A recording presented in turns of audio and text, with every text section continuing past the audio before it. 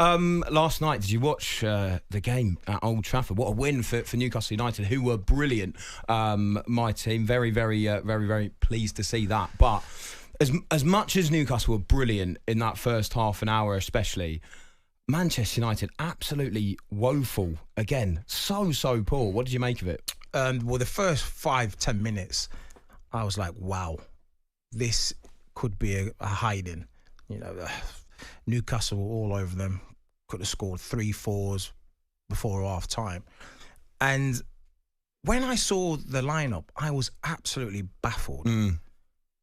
Why has he got Mainu on the bench? He's young, athletic, energetic, can get around the pitch. And he's got the two oldest midfielders, probably in the league, starting with Eriksen and Casemiro. Everybody knows they can't get around the pitch. And everyone knows they haven't got legs. And against, against Tonali and Guimaraes and Joelinton. Yeah. That setup is just baffling. Yeah. And actually, to be fair to Manchester United, when Mainu came on, they got a little bit more settled and sturdy and a bit more stronger in midfield. Yeah. And they wasn't getting overrun every time the ball was in that area. Guimaraes and Tonali was like thinking, oh, this is fantastic. They were just bossing the show. Yeah. So when I saw that, first I thought that was, you've got that definitely wrong. And then Xerxes he got that definitely wrong, hence why you got hooked, after 30 minutes. But I have to say this is not me because, I play for Liverpool or being, a Liverpool fan. This is the worst Man United team I think I've ever witnessed. Ever seen? Well, I mean, they've got their manager after the game. I think we can hear a bit of Ruben Amorim. Actually, this is what he had to say. He was referencing potentially the fact that Manchester United could be in a relegation battle. I get that Ruben Amorim wants to be honest. He wants to be very transparent with the fans. I understand that. But can I just ask you, as a former player, if you had your manager, a new manager, coming out to the press after these games, and he's already talked about suffering, and he said, this is going to be so difficult because of the players I've got. We might be in a relegation battle. How does that make you feel as a player? Like, is he doing the right thing, or is he actually doing the wrong thing? Because surely it's not good for the morale of his team. Yeah, I don't think it's the way you should go. I think it's more protecting himself. Because like I said, if you're playing, you're in, your manager saying my player's not good enough, we're in a relegation battle, it's not really good for morale, is it? Especially when you've got Anfield up next. You've got to go play against Liverpool. So, he should have chose his words more, I think, better. Yes, it's there to see that they're in a bad place and they're struggling. But it's like, kick a man when he's down.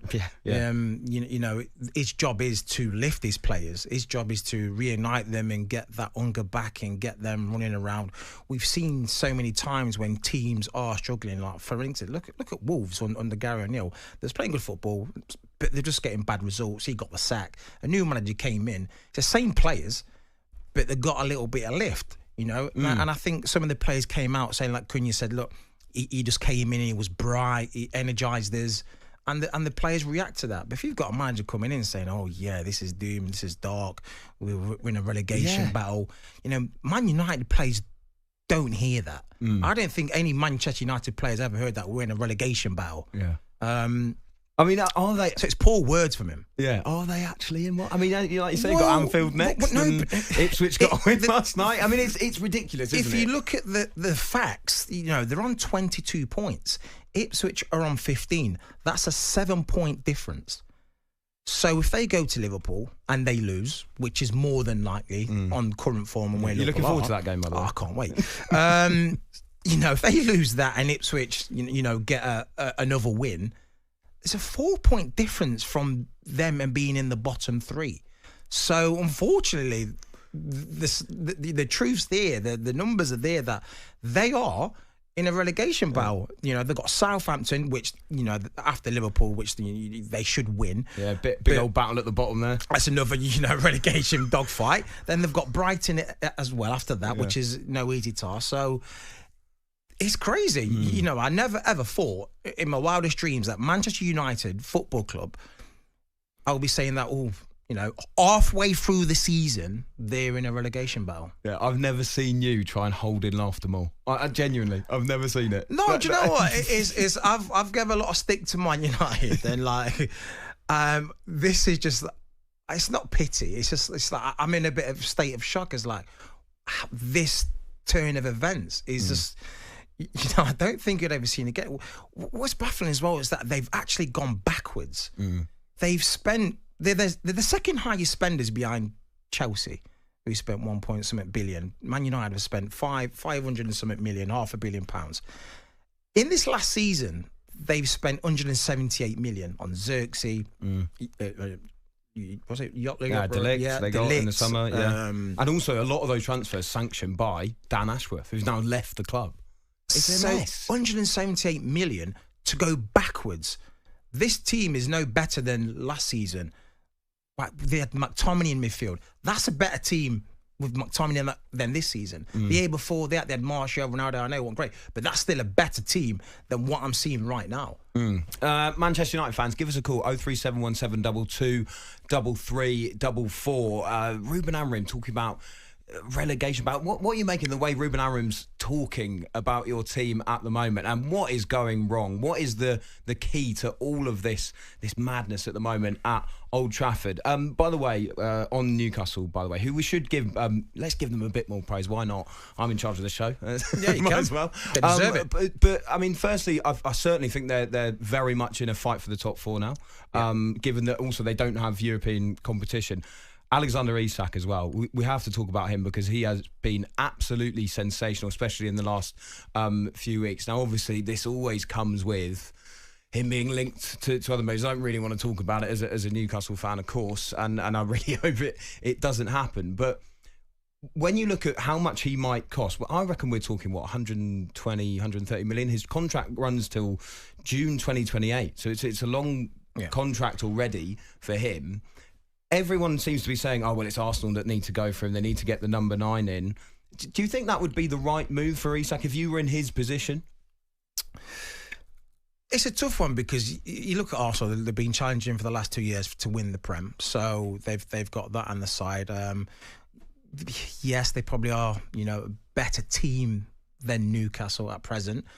But Newcastle are doing great things. It's all about where his ambitions are. Does he want to really, really challenge to win trophies? So it's all up to him. If he's happy at Newcastle, then I mean, if they get Champions League football again, Jermaine, that could be a key thing to swing, keeping him at least for a couple more seasons. Absolutely, but if they do get Champions League, they're not going to win it. How do you know that, mate? Come on. I know you know, but they're not going to win it. They may go far, but they won't win it. But no, he's a fantastic player. Like I said, if you're going to try and prize him away, it's going to be 100 mil plus. It's going to be over those kind of numbers. But when these big teams come calling, sometimes it is hard to turn away, and sometimes out of your control. If Newcastle was to accept a bid, he's not going to then turn around to a Liverpool, a Man City, or Arsenal and go, "No, I don't want to go." I can see him not trying to force a move or asking for a transfer request or wanting to leave. But if a big comes in, it's the club that. Do you know what's annoying when you think about what Newcastle need in terms of PSR and eventually they're gonna have to sell someone. They are gonna have to, because otherwise it's just not gonna balance out.